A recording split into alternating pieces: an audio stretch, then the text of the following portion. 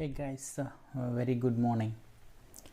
Today we have started the new book Genesis. Introduction. Title. The first phrase in the Hebrew text of chapter 1 verse 1 is Bereshit, that is in the beginning, which is also the Hebrew title of the book. The English title Genesis is Greek in origin and comes from the word Genesios, which appears in the pre-Christian Greek translation. And you look at chapter 2 verse 4 and chapter 5 verse 1, depending on its context, the word can mean birth, genealogy, or history of origin. In both its Hebrew and Greek forms, then the traditional title of Genesis appropriately describes its contents, since it is primarily a book of beginnings. Second, background. When you look at chapter 1 verse 38, reflect a great deal of what we know from other sources about ancient Mesopotamian life and culture. Creation, genealogies, destructive floods, geography and map making, construction techniques, migration of people, sale and purchase of land, legal customs and procedures, sheep shepherding and cattle raising. All these subjects and many others were matters of vital concerns to the peoples of Mesopotamia during this time. They were also of interest to the individuals, families and tribes of whom we read in the first 38 chapters of Genesis. The author appears to locate Eden, humankind's first home in or near Mesopotamia. The Tower of Babel was built there. Abraham was born there. Isaac took a wife from there, and Jacob lived there for 20 years. Although these patriarchs settled in Canaan, their original homeland was Mesopotamia. The closest ancient literary parallels to Genesis chapter 1 to 38 also come from Mesopotamia. Enuma Elish, the story of the good Magthas, is rise of supremacy in the Babylonian pantheon, is similar in some respects, though thoroughly we can to the Genesis chapter 1 creation account. Some of the features of certain king list from Sumer bear striking resemblance to the genealogy in Genesis chapter 5 we can look at. The 11th tablet of the Gilgamesh epic is quite similar in outline to the flood narrative in Genesis chapter 6 to 8. Several of the major events of Genesis 1 to 8 chapters are narrated in the same order as similar events in Atrahasis epic. In fact, the letter features the same basic motif of creation, rebellion, flood as the biblical account. Clay tablets found in 1974 at the ancient 2500 to 2300 BC site of Ebla, modern Tel Madik in northern Syria, may also contain some intriguing parallels. Two important sets of documents demonstrate the reflection of Mesopotamia in the first 38 chapters of Genesis. From the Mari letters dating from the patriarchal period, we learn that the names of the patriarchs, including especially Abraham, Jacob and Job, were typical of that time. The letters also clearly illustrate the freedom of travel that was possible between various parts of the Amorite world in which patriarchs lived. The Nuzi tablets, a few centuries later than the patriarchal period, shed light on patriarchal customs which tended to survive virtually intact for many centuries. The inheritance right of an adopted household member or slave, the obligation of a barren wife to furnish her husband with sons through a servant girl, strictures against expelling such a servant girl and her son, the authority of oral statements in ancient Near Eastern law, such as the deathbed bequest. These and other legal customs, social contracts, and provisions are graphically illustrated in Mesopotamian documents. As Genesis chapter 1 to 38 is Mesopotamian in character and background, Genesis chapter 39-50 reflect Egyptian influence, though in not quite so direct a way.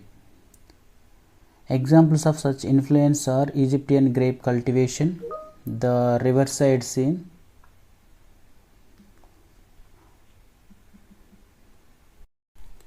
chapter 44 riverside scene. Egypt as Canaan's bread basket, chapter 42, and Canaan as the source of numerous products for Egyptian consumption, chapter 43.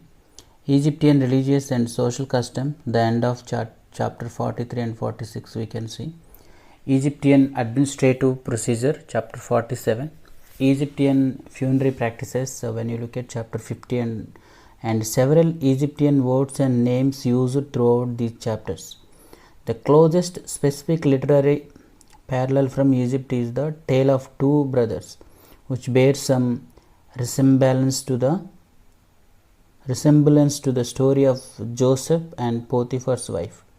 When you look at chapter 39, Egyptian autobiographical narrative, such as the story of Sinuhu and the report of Venamun, and certain historical legends offer more general literary parallels. Author and date of writing. Historically, Jews and Christians alike have held that Moses was the author, compiler of the first 5 books of the Old Testament. These books, known also as the Pentateuch, meaning 5-volumed book, were referred to in Jewish tradition as the 5/5 of the law of Moses. The Bible itself suggests Mosaic authorship of Genesis, since Acts chapter 15 verse 1 refers to circumcision as the custom taught by Moses, an allusion to Genesis chapter 17. However, a certain amount of later editorial updating does appear to be indicated. The historical period during which Moses lived seems to be fixed with a fair degree of accuracy by 1 Kings. We are told that the 4th year of Solomon's reign over Israel was the same as the 480th year after the Israelites have come out of Egypt.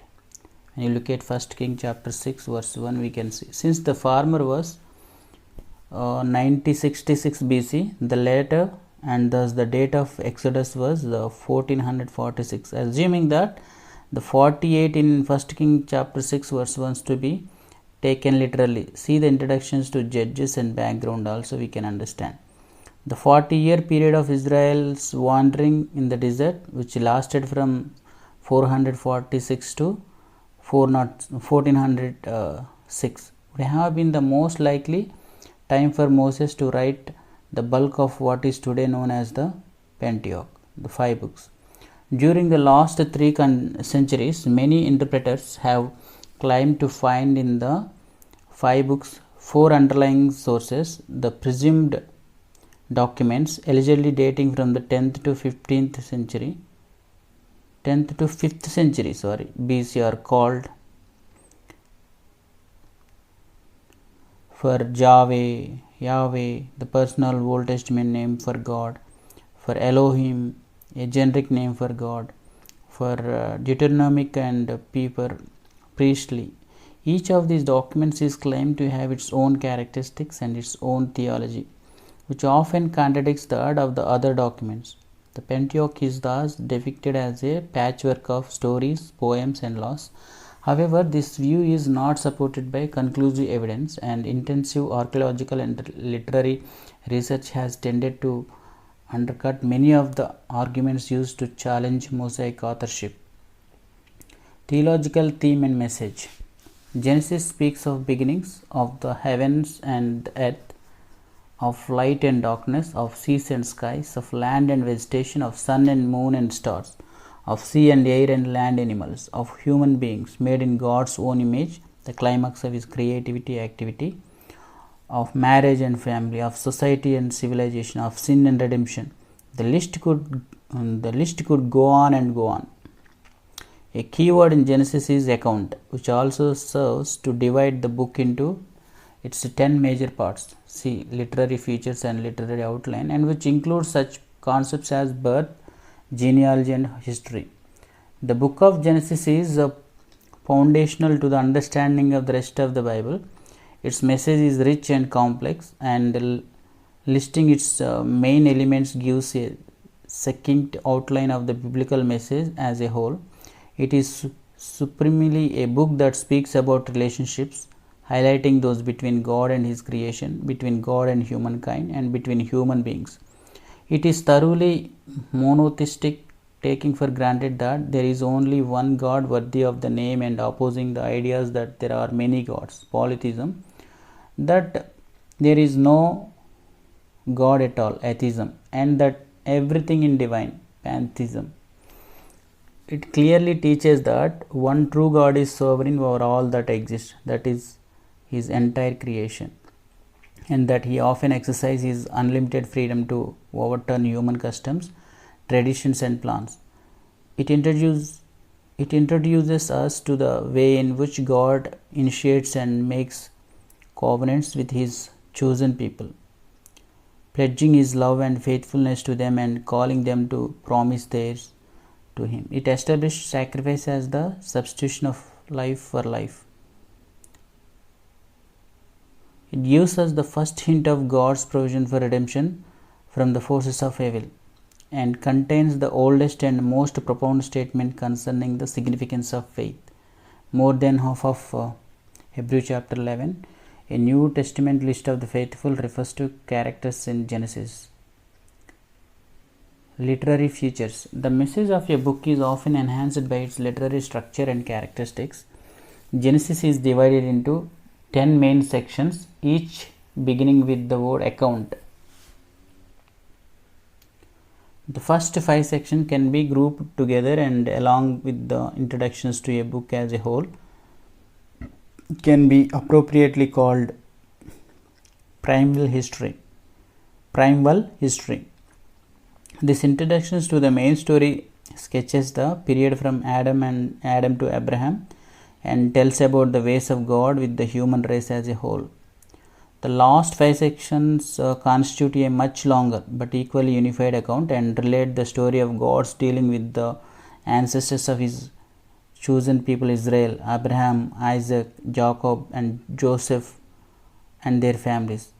A section often called patriarchal history. This section is in turn composed of 3 narrative cycles: Abraham Isaac cycle, and Isaac Jacob cycle, and Jacob Joseph cycle, interspersed by the genealogy of Ishmael and Esau.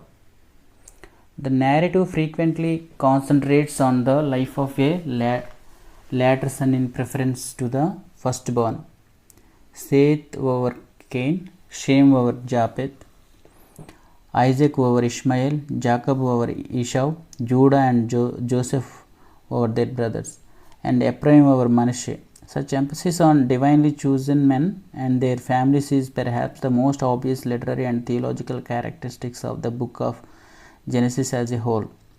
It strikingly underscore the fact that the people of God are not the product of natural human developments, but are the results of God's sovereign and gracious intrusion in human history. He brings out of the fallen human race a new humanity consecrated to Himself, called and destined to be the people of His kingdom and the channel of His blessings to the whole earth. Numbers with a symbolic significance figure prominently in Genesis. The number 10, in addition to being the number of sections into which Genesis is divided, is also the number of names appearing in the genealogies of chapter 5 and 11. The number 7 also occurs frequently. The Hebrew text of chapter 1 verse 1 consists of exactly 7 words, and that of chapter 1 verse 2 of exactly 14. There are 7 days of creation, 7 names in the genealogy.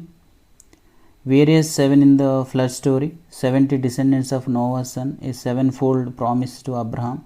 7 years of abundance and then 7 of famine in Egypt, and 70 descendants of Jacob. Other significant numbers such as 12 and 40 are used with similar frequency. The book of Genesis is basically prose narrative, punctuated here and there by brief poems. The longest is the so-called blessings of Jacob. Much of the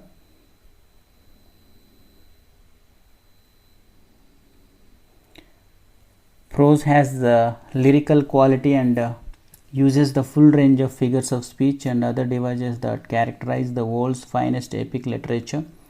Vertical and horizontal parallelism between the two sets of 3 days in the creation account. The ebb and flow of sin and judgment in chapter 3. The serpent and woman and man sins successively, then God questions them in the reverse order, then he judges them in the original order. The powerful monotony of and then he died at the end of paragraphs in chapter 5. The climatic hinge of effect of the praise, but God remembered Noah. At the midpoint of the flood story, the hourglass structure of the account of the Tower of Babel in chapter 11 verse 1 to 9 narrative discourse in acting transition. The Macbrief pun in chapter 40, the alternation between brief accounts about firstborn sons and lengthy accounts about younger sons. These and numerous other literary devices add interest to the narrative and provide interpretive signals to which the reader should pay close attention. It is no coincidence that many of the subjects and the themes of the first 3 chapters of Genesis are reflected in the last 3 chapters of Revelation. We can only marvel at the superintending influence of the Lord himself, who assures us that all scriptures is God-breathed. When you look at 2 Timothy chapter 3 verse 16, and that the men who wrote it spoke from God as they were carried along by the Holy Spirit. 2 Peter chapter 1 verse 21. In Genesis, we have total 50 chapters. Outline, when we look at outline, the first chapter introduction, second chapter also introduction and body. Chapter 2 to 50, that is called body. Under that we are going to discuss the account of the heavens and earth, the written account of Adam's line, account of Noah, the account of Shem, Ham and Japheth, the account of Shem, the account of Terah, the account of Abraham's son Ishmael, the account of Abraham's son Isaac, the account of Esau, the account of Jacob. Thematic outline: creation, chapter 1 to 3. Primeval history, chapter 2 to 14. Under that we are discussing Adam and Eve in Eden, the fall and its consequences, sin's progression, the genealogy of Cain, the genealogy of Seth, God's response to human depravity, the great flood. Under that, chapter 6 to 9, the great flood. Under that we are discussing preparing for the flood, judgment and redemption, the rising of the waters, the receding of the waters. And chapter 8 and 9, the flood's aftermath, a new promise, renewed benediction and new ordinance, a new relationship, a new temptation, a final word. Chapter 10 to 11, the spread of the nations. Under that, the diffusion of the nations, the confusion of languages, the first Semitic genealogy, patriarchal history. Chapter 11 to 50, we can see the life of Abraham. Under that, we will discuss Abraham's background, Abraham's call and response, Abraham's faith and God's covenant, Abraham's final acts. The descendants of Ishmael, the life of Jacob. Under that we will discuss Jacob at home, Jacob abroad, Jacob at home again. The descendants of Esau, the life of Joseph, chapter 37 to 50. Joseph's career, Jacob's migration, Jacob's final days, Joseph's final days. So these are the 50 chapters we are going to discuss in our Bible study in coming days. God bless you. Thank you.